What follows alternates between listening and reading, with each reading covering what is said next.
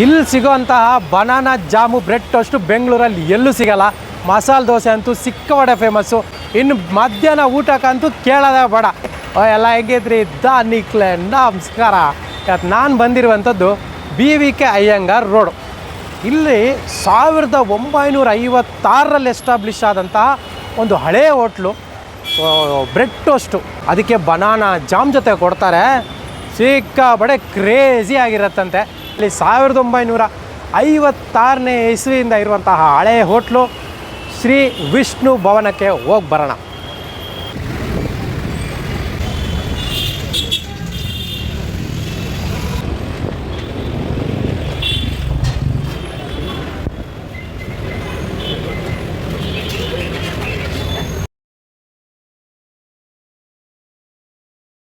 ನಮಸ್ಕಾರ, ನನ್ನ ಹೆಸರು ಬಾಲಾಜಿ ಪ್ರಸಾದ್ ಅಂತ.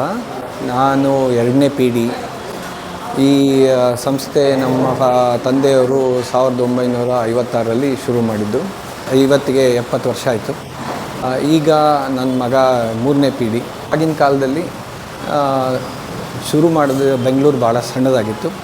ಸೊ ಈ ಇಡೀ ಏರಿಯಾಲಿ ಈ ಥರ ಒಂದು ಊಟಕ್ಕಾಗಿ ಅಥವಾ ತಿಂಡಿಗಾಗಿ ಭಾಳ ಕಮ್ಮಿ ಇತ್ತು.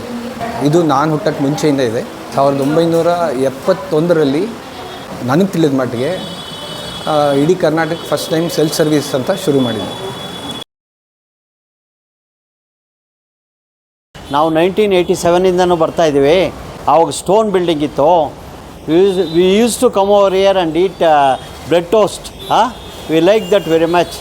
Always whenever we are visited to Majestic, we never miss this hotel.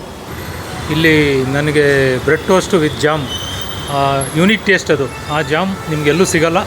ನೀವು ಥ್ರೂಔಟ್ ಬೆಂಗಳೂರು ಸುತ್ತಾಡಿದ್ರೂ ಈ ಟೇಸ್ಟ್ ಜಾಮಲ್ಲಿ ಮಾತ್ರ ಎಲ್ಲೂ ಸಿಗೋಲ್ಲ.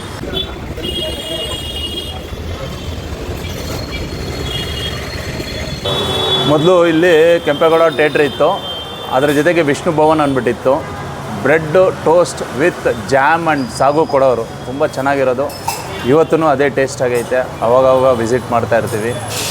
ಹಳೆ ಕಾಲದಲ್ಲಿ ಮುಂದೆಗಡೆ ಲಾಟ್ರಿ ಅಂಗಡಿ ಇತ್ತು, ಅದರೊಳಗಡೆ ಹೋದರೆ ಹಳೇ ಕಾಲ ಚೇರ್ಗಳು, ಹಳೇ ಕಾಲದ ಕೃಷ್ಣ ಭವನ್ ಸ್ಟೈಲ್ನಲ್ಲಿ ಇತ್ತು ಹೋಟ್ಲು. ಇಲ್ಲಿ ಎಷ್ಟೇ ಬ್ಯುಸಿಯಾಗಿದ್ರೂ ರೋಡ್ನಲ್ಲಿ ಗಾಡಿ ನಿಲ್ಲಿಸಿ ಒಂದು ಕಪ್ ಕಾಫಿ ಕುಡಿದ್ರೆ ವಿಷ್ಣು ಭವನ್ ಕಾಫಿ ತುಂಬ ಚೆನ್ನಾಗಿರ್ತೈತೆ. 80-80ವರೆಗೂ ನಮ್ಮ ಹೋಟ್ಲು ಇಡೀ ಏರಿಯಲ್ಲಿ ಭಾಳ ಪ್ರಸಿದ್ಧವಾಗಿತ್ತು. ನಮ್ಮ ತಂದೆಯವರು ನಮಗೆ ಹೇಳಿದ್ರು, ನಾವೆಲ್ಲ ಆವಾಗ ನಾವು ಹೈಸ್ಕೂಲಿಂದನೇ ನಾವೆಲ್ಲ ಕೆಲಸ ಮಾಡ್ತಾಯಿದ್ವಿ. ಆ ಟೈಮಲ್ಲಿ ನಮ್ಮ ಹೋಟ್ಲಲ್ಲಿ ಹೆಚ್ಚು ಕಮ್ಮಿ 10,000 ಕಪ್ ಕಾಫಿ ಹೋಗ್ತಿತ್ತು.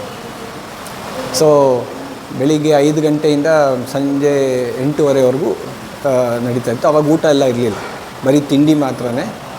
ಸೊ ಅದರಿಂದ ನೀವೇ ಊಹಿಸ್ಬೋದು 1 ಗಂಟೆಗೆ ಎಷ್ಟು ಕಾಫಿ ಹೋಗ್ತಿತ್ತು, ಏನಾಗ್ತದೆ. ನಾವೆಲ್ಲ ಮೆಷಿನ್ ಥರ ಕೆಲಸ ಮಾಡಿದ್ವಿ.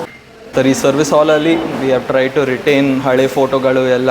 ನಮ್ಮದು ಹಳೆ ಫೋಟೋಸು, ಹಳೆ ಐಟಮ್ಸು, ಹಳೆ ಟೇಬಲು, ಚೇರು ಎಲ್ಲ we try to retain.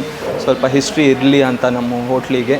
So ಇದು ನಮ್ಮದು ಹಳೆಯದು ಮುಂಚೆ ಇದ್ದಿದ್ದು ಬಿಲ್ಡಿಂಗು, ಸ್ಟೋನ್ ಬಿಲ್ಡಿಂಗ್ ಇದ್ದಿದ್ದು ಕೆಂಪೇಗೌಡ ಚಿತ್ರಮಂದಿರ ಫಸ್ಟ್ ಫ್ಲೋರಲ್ಲಿ ಇದ್ದಿದ್ದು. ಗ್ರೌಂಡ್ ಫ್ಲೋರಲ್ಲಿ ನಮ್ಮದು ಹೋಟ್ಲು ಶ್ರೀ ವಿಷ್ಣು ಭವನ್ ಅಂತ ಇದ್ದಿದ್ದು 1956ಇಂದ.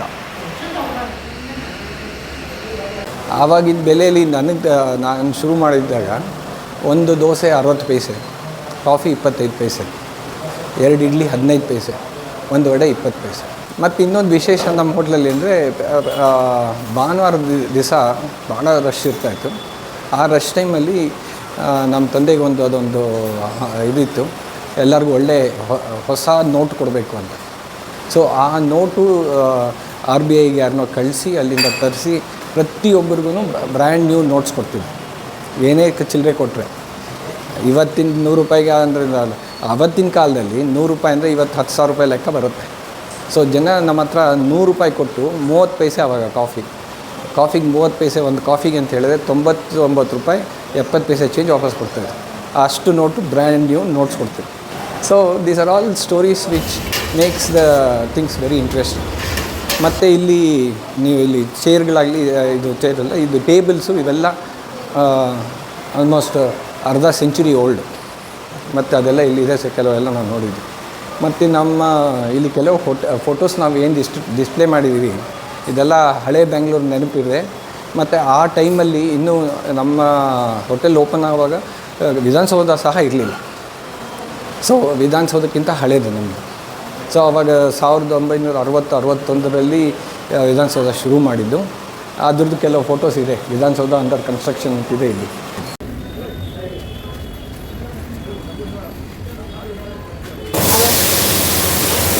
ಮತ್ತು ನಮ್ಮ ಹೋಟೆಲ್ ಒಂದು ವಿಶೇಷ ಅಂದರೆ ಬ್ರೆಡ್ ಟೋಸ್ಟು ಮತ್ತು ಬನಾನಾ ಜಾಮ್. ಅದು ಇವತ್ತುವರೆಗೂ ಅದು ಇನ್ ಹೌಸ್ ಮಾಡೋದು, ಮತ್ತು ಪ್ರಿಸರ್ವೇಟಿವ್ಸು ಏನೂ ಇಲ್ಲ. ಅದನ್ನು ನಮ್ಮ ಫಾದರ್ ಅವರು ಇಂಟ್ರಡ್ಯೂಸ್ ಮಾಡಿದಾಗ ಟೋಸ್ಟ್ ಅನ್ನೋದು ಒಂದು ಬ್ರಿಟಿಷರ್ದು ಇದು ಬ್ರೇಕ್ಫಾಸ್ಟ್ ಐಟಮ್ ಆಗಿತ್ತು. ಆದರೆ ಇದನ್ನು ಸೌತ್ ಇಂಡಿಯನ್ ಸ್ಟೈಲ್ನಲ್ಲಿ ಜಾಮು ಮತ್ತು ಸಾಗು ಜೊತೆಗೆ ಕೊಟ್ಟಿದ್ದು ಬಹುಶಃ ನಾವೇ. ನಮ್ಮಲ್ಲಿ ಗೀ ರೈಸ್ ಮಾಡ್ತಿದ್ವಿ. ಆ ಗೀ ರೈಸು ಬೆಳಿಗ್ಗೆ ಒಂದು ವಿತಿನ್ 2 hours ಸೇಲ್ ಆಗೋಗ್ತಾಯಿತ್ತು, ಕ್ಲೋಸ್ ಆಗ್ತಾಯಿತ್ತು. ಆವಾಗ ರೆಡಿ ಮಾಡಿ ಪ್ಲೇಟಲ್ಲಿ ತುಂಬಿ ರೆಡಿ ಮಾಡಿ ಇಡ್ತಾಯಿದ್ರು. ಆ ಸೌಂಡು ರೋಡ್ಗೆ ಬೇರೆ ಕಡೆ ಕೇಳಿಸ್ತಿತ್ತಂತೆ ಜನಕ್ಕೆ.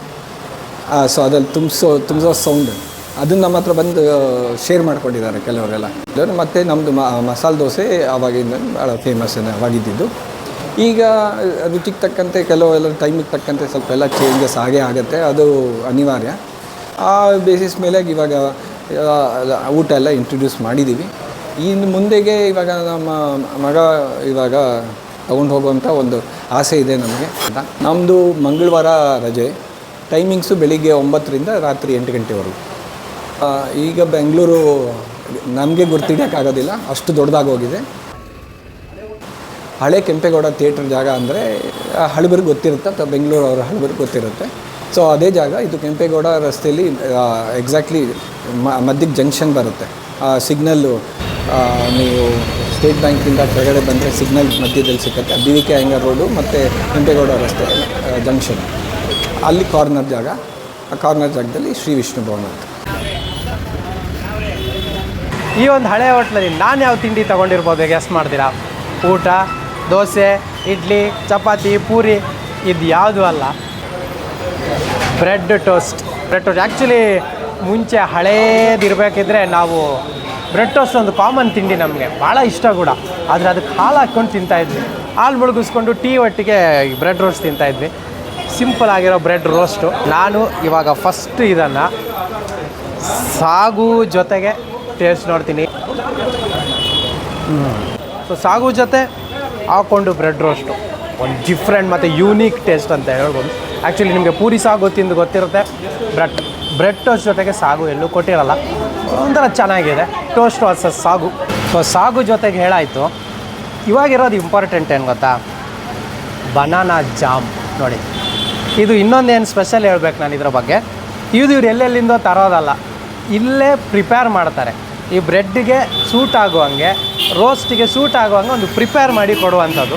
ಸೊ ನೋಡೋಣ. ನಂಗೆ ಸೀರಿಯಸ್ಲಿ ಅವರು ಅಲ್ಲಿ ಹೇಳಿದ್ರು ನನಗೆ ಬನಾನಾ ಜಾಮ್ ಕೊಡ್ತೀವಿ ಸರ್, ಈ ಥರ ಟೋಸ್ಟ್ ನಮ್ಮಲ್ಲಿ ಯುನೀಕ್ ಸ್ಟೈಲು, ಆಮೇಲೆ ಫೇಮಸ್ ಕೂಡ ಹೌದಂತ. ಬನಾನಾ ಜಾಮ್ ಜೊತೆ ಟೋಸ್ಟ್ ಹೆಂಗಿರುತ್ತೆ ಅಂತ.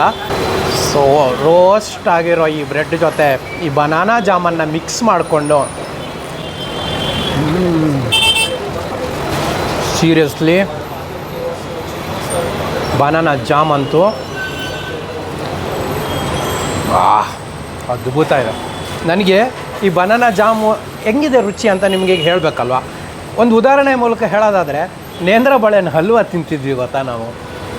ನೇಂದ್ರ ಬಾಳೆಹಣ್ಣು ಹಲ್ವದ ಫ್ಲೇವರ್ ಹೆಂಗಿರುತ್ತೋ ಆ ಥರ ಇದೆ. ಸ್ವೀಟಾಗಿ ಬರುತ್ತೆ, ಬಟ್ ಅದು ಸ್ವೀಟು. ನಿಮಗೆ ಈ ಕಡೆ ಕೂರ್ಮ ತೊಗೊಂಡ್ರೆ ಇದು ಸ್ವಲ್ಪ ಖಾರ, ಬಟ್ ಟೇಸ್ಟ್ ವೈಸು ಸೂಪರ್. ನಿಮಗೆ ಸಂಜೆ ಹೊತ್ತು ಸ್ನ್ಯಾಕ್ಸಿಗೆಲ್ಲ ಅದ್ಭುತ. ನಾನು ಹೇಳ್ದೆ ಅಲ್ಲ, ಬರೀ ಒಂದು ಟೀ ತೊಗೊಂಡ್ರೆ ಟೀ ಒಟ್ಟಿಗೆ ಮುಳುಗಿಸ್ಕೊಂಡು ತಿನ್ನೋಕ್ಕೂ ಇದು ಸೂಪರ್ ಆಗಿರುತ್ತೆ. ನನಗಂತೂ ಇಲ್ಲಿನ ಈ ಒಂದು ತಿಂಡಿ ಸಿಕ್ಕಾಪಟ್ಟೆ ಇಷ್ಟ ಆಯಿತು. ನನಗೆ ಆ್ಯಕ್ಚುಲಿ ಇವತ್ತಿನ ಫುಡ್ ರಿವ್ಯೂವಲ್ಲಿ ನೆಕ್ಸ್ಟ್ ತಿಂಡಿ ತಿನ್ನೋಕ್ಕೆ ಮನಸ್ಸಿಲ್ಲ, ಇನ್ನೂ ಬ್ರೆಡ್ಡಲ್ಲೇ ಇರೋಣ ಅನಿಸ್ತಿದೆ. ಯಾಕಂದರೆ ಅದರ ರುಚಿ ಇನ್ನೂ ಹಂಗೆ ಇದೆ. 2 ಬ್ರೆಡ್ ತಿಂದೆ, ಇನ್ನೂ ಒಂದು ಪ್ಲೇಟ್ ಅದನ್ನೇ ತಿನ್ನೋಣ ಅಂತ. ಬಟ್ ಅದನ್ನೇ ತಿಂದರೆ ಬೇರೆ ರಿವ್ಯೂ ಹೇಳ್ಬೇಕಲ್ಲ, ಹಳೆ ಹೋಟ್ಲು ಬೇರೆ. ಆಬ್ವಿಯಸ್ಲಿ ಹಳೆ ಹೋಟ್ಲ್ ಅಂದಮೇಲೆ ಇನ್ನೊಂದು ತಗೊಂಡಿರೋದು ನಾನು ಮಸಾಲ ದೋಸೆ. ಇಲ್ಲಿ ನಾನು ಒಂದು ನಿಮಗೆ ಸ್ಪೆಷಲ್ಲಾಗಿ ಹೇಳ್ಬೇಕು, ಏನು ಗೊತ್ತಾ? ಸುಮಾರು ಕಡೆ ಮಸಾಲೆ ದೋಸೆ ಮೇಕಿಂಗ್ ವೀಡಿಯೋ ಮಾಡಿದ್ದೀನಿ, ಇಲ್ಲ ಅಲ್ಲ. ಎಷ್ಟು ಹೊತ್ತಾಗುತ್ತಂದರೆ ಅವರು ರೆಡಿ ಮಾಡೋದು, ತುಪ್ಪ ಹಾಕ್ತಾರೆ, ಚಟ್ನಿ ಹಾಕ್ತಾರೆ, ರೋಸ್ಟ್ ಮಾಡ್ತಾರೆ, ಅದನ್ನ ಹಿಂಗೆ ಮಡ್ಚಬೇಕಾದ್ರೇ ಹಪ್ಪಳ ಥರ ಆಗ್ಬಿಟ್ಟಿದೆ. ಬಟ್ ಇಲ್ಲಿ ಕ್ವಿಕ್ ಹಾಕೋರು ಒಂದು ಚೂರು ಚಟ್ನಿ ಹಾಕ್ತಾರೆ, ಜಾಸ್ತಿ ಏನಿಲ್ಲ ಅದ್ರ ಮೇಲೆ. ಫಟಾಫಟ ಕೊಟ್ಟರು. ಅದು 3 ಮಸಾಲೆ ದೋಸೆ ನೀವು ನೋಡಿದ್ರಿ ಪ್ರಿಪ್ರೇಷನ್. ಆಮೇಲೆ ಒಂಚೂರು ಆಲೂ ಪಲ್ಯ ಹಾಕಿ ಎಷ್ಟು ಕ್ವಿಕ್ ಸರ್ವಿಸ್ ಗೊತ್ತಾ, ಖುಷಿ ಆಯಿತು. ಸೊ ಟೇಸ್ಟ್ ನೋಡೋಣ ಹೆಂಗಿದೆ ಈ ಮಸಾಲೆ ದೋಸೆ ಅಂತ.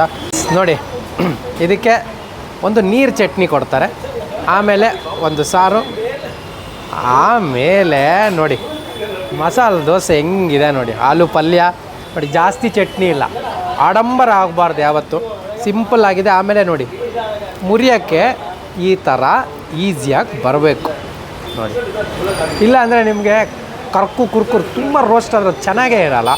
ಸೊ ಇದನ್ನು ನನಗೆ ಸಾಂಬಾರಿಗಿಂತ ಚಟ್ನಿನೇ ನೋಡುವಾಗ ಖುಷಿ ಆಗ್ತಾಯಿದೆ. ಫಸ್ಟು ಚಟ್ನಿ ಜೊತೆಗೆ ತಿನ್ನೋಣ.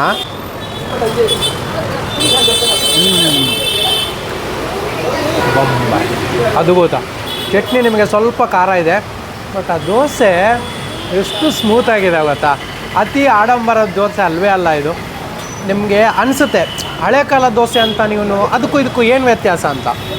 ಬನ್ನಿ ಈ ಸ್ಪಾಟಿಗೆ ಬಂದು ಒಂದು ಮಸಾಲೆ ದೋಸೆ ತಿನ್ನಿ, ನಿಮಗೆ ಗೊತ್ತಾಗುತ್ತೆ ಅದ್ರದ್ದು ಏನು ಸ್ಪೆಷಲ್ ಅಂತ. ಇವಾಗ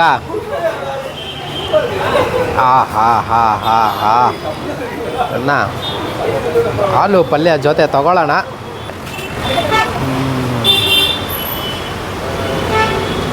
ಸಕ್ಕತ್ತಾಗಿದೆ. ಆಲೂ ಪಲ್ಯನೂ ಎಷ್ಟು ಸೂಪರಾಗಿ ಮಾಡಿದ್ದಾರೆ ಗೊತ್ತಾ.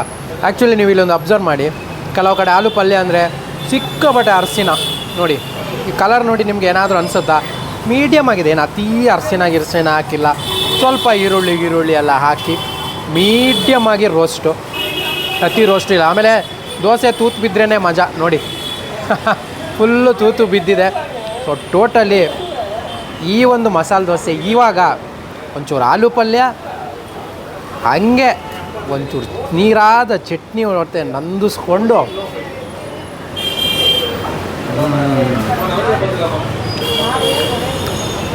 ಸಿಕ್ಕಾಪಟ್ಟೆ ಚೆನ್ನಾಗಿದೆ. ಆಮೇಲೆ ಒಳಗೆ ಅವ್ರು ಹಾಕಿದಾರಲ್ಲ ಚಟ್ನಿ, ಅದು ಲೈಟಾಗಿದೆ, ನಿಮ್ಗೆ ಅದು ತುಂಬ ಸ್ಪೈಸಿ ಅಂತ ಏನು ಅನಿಸಲ್ಲ. ಬಟ್ ಟೋಟಲಿ ಚಟ್ನಿ ಜೊತೆಗೆ ಈ ಒಂದು ಆಲೂ ಪಲ್ಯ ಎಲ್ಲ ಮಿಕ್ಸ್ ಮಾಡಿರೋಂತಹ ಮಸಾಲ ದೋಸೆ ಅಲ್ಟಿಮೇಟ್ ಆಗಿದೆ, ಮಸ್ಟ್ ಟ್ರೈ ಅಂತ ಹೇಳ್ತೀನಿ.